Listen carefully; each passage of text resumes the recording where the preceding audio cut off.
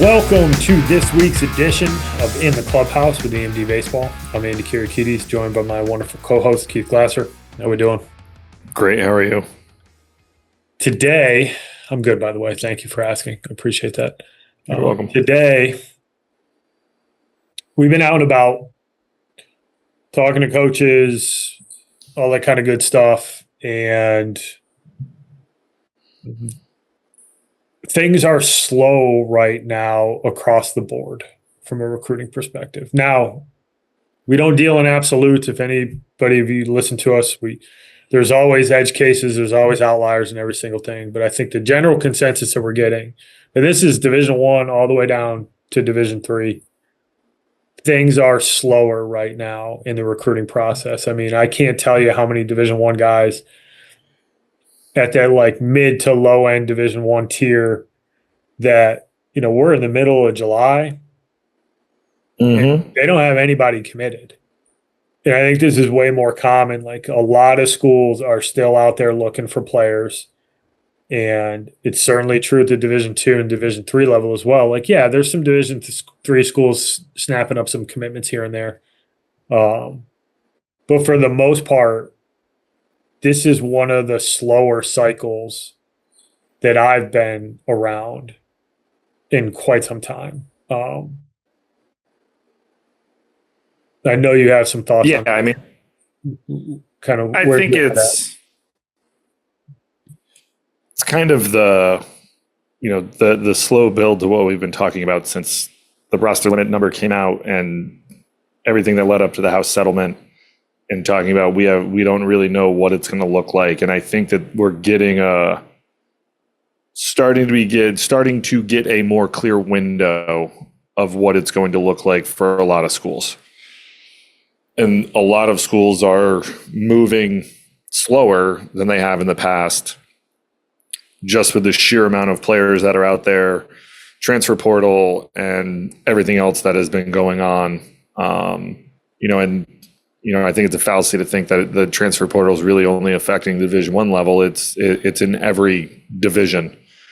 Losing guys, potentially being able to get guys, not being able to get guys, whatever that might look like. It's changing recruiting. I don't want to say philosophies, recruiting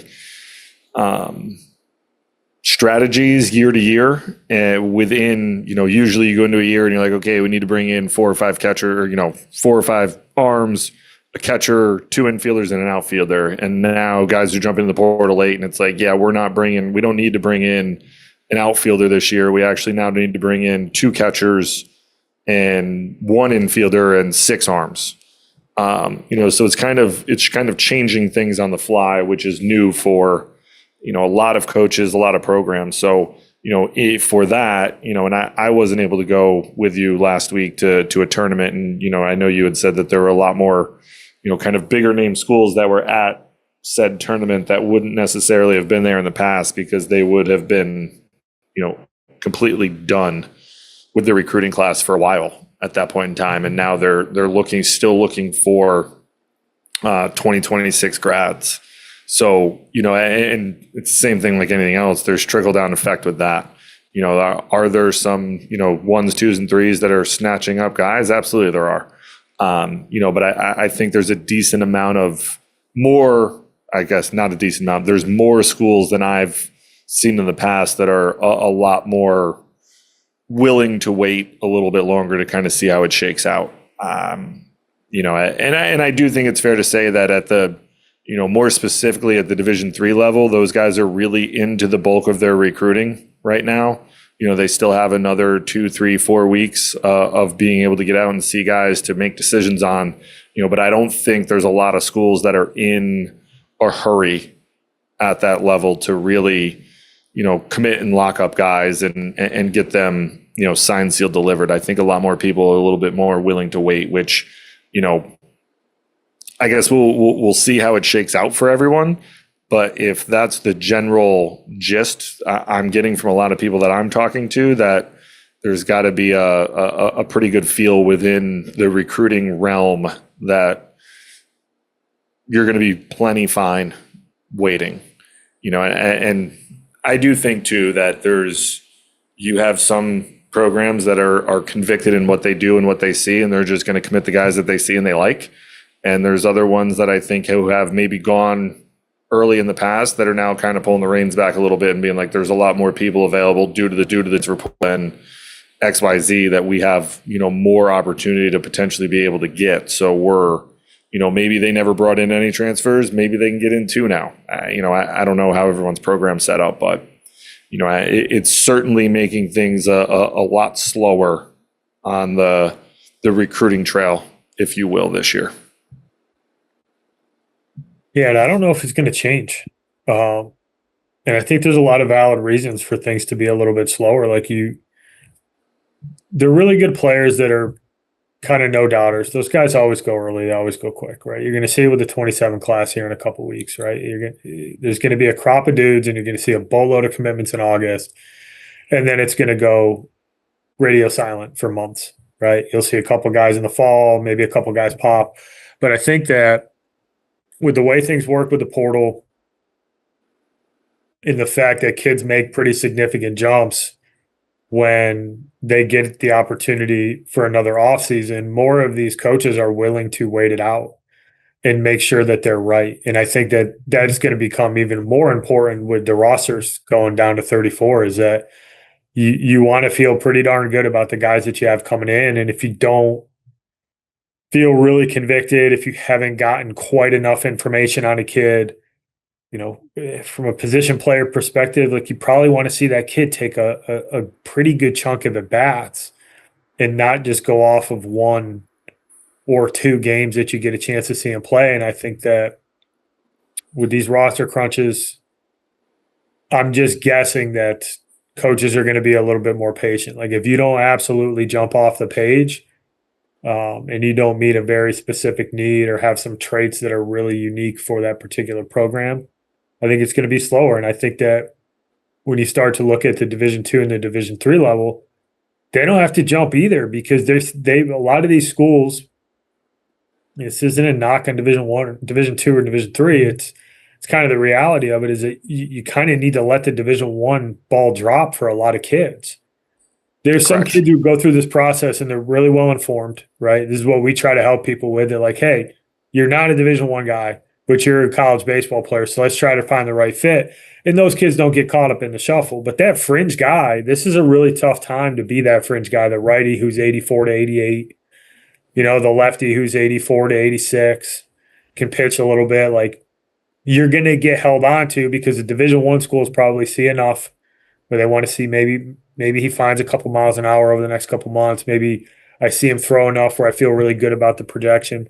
But that fringe guy right now, these Division III schools, you're just waiting.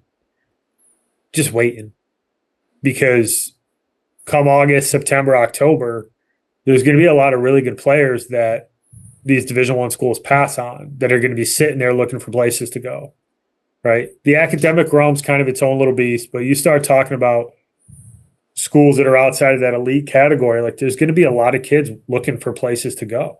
There's going to be a lot of 84 to 87 mile an hour righties sitting around in September that Division I schools pass on, that are going to get snatched up by these Division II and Division III schools. And I don't think there's any reason for these Division III schools to move super fast, because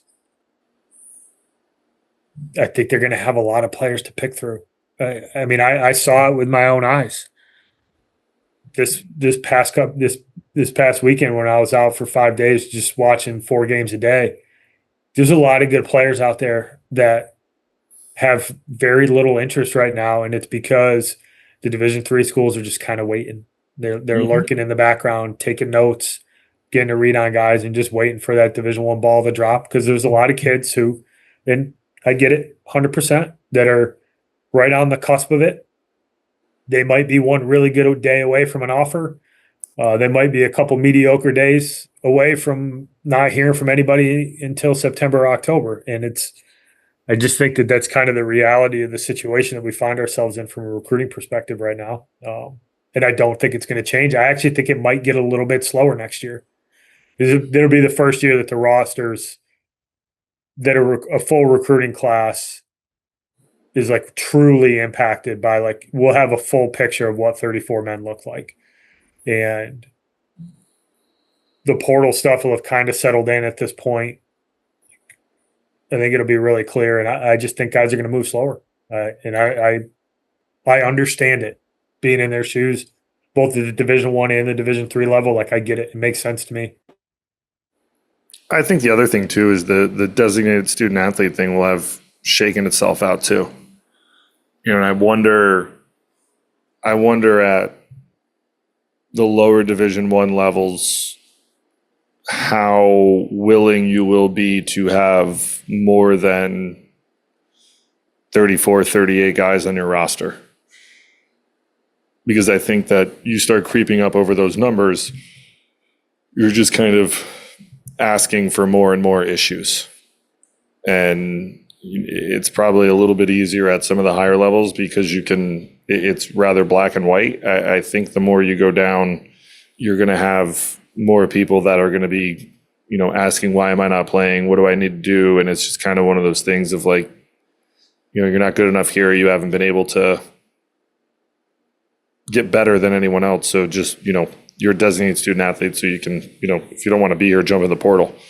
And that's, when we talk about this stuff, I don't mean for it to sound crass or dismissive, but that's the reality of the world we're living in. And it's not just baseball, it's every sport. So, I think we'll have a better picture on what that kind of looks like as well. And I don't think you're wrong. I think that there is going to be more, it'll be slower. And we'll probably be having this conversation in another 3 or 4 years when the designated student athlete thing's over and we're finally at 34 and, it's probably going to be even slower because less and less guys are going to actually be able to go have Division I opportunity, which means they're going to be casting wide nets, seeing all these guys that are in that range and then sifting through that and figuring out what it is that fits best into their program that they want. And then the 2s and 3s are going to be sitting behind, kind of licking their chops for a lot of really good players that, maybe were not available to them in recent years. I think you're kind of seeing a little bit of that now of, we're going to have the opportunity to get some guys that we've never really had an opportunity to get because they, chose the Division I route over the last couple of years. And now we are legitimately in a discussion on being able to recruit these guys and get them onto our campus and onto our rosters to help us win.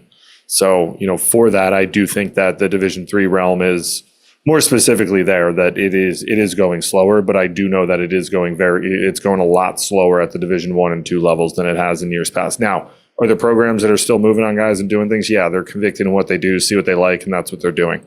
But by and large, it is going essentially at a snail's pace for the vast majority of college baseball right now. That's correct, Coach.